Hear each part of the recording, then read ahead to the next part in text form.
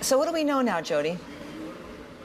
Well, today, Kathleen, we did not get another indictment of former President Trump. We expected that might happen in Washington from Special Counsel Jack Smith's investigation into January 6th and the former president's possible involvement there. But instead, and this really is this just in, we just heard from the Justice Department that former President Trump is facing additional charges in the Justice Department's classified documents case. That is of the case involving the documents that were found in the raid at Mar-a-Lago, and the additional allegations are of obstruction and willful retention of national defense information. They were added to that indictment that was already handed down in Miami, and where we just had the judge just recently decide to change the date that he will have to go to trial in that case. So that isn't the January 6th case, but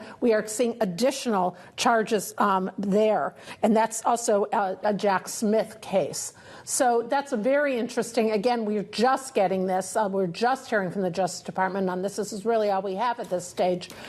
In the other case, the January 6th case, it is more likely, if there was to be an indictment, that we would get it next week, perhaps on Tuesday or Thursday, which are the days that the grand jury meets. There had been a lot of speculation it could come today here in D.C., given the fact, obviously, it's a Thursday, and President Trump himself had earlier said that he had expected that he had received the so-called target letter about this case. But again, the news here is in that the classified documents case, additional charges being levied against the former president. And of course, we're also watching multiple different developments when it comes to the legal woes faced by the former president. In the meantime, though, Trump is really doubling down.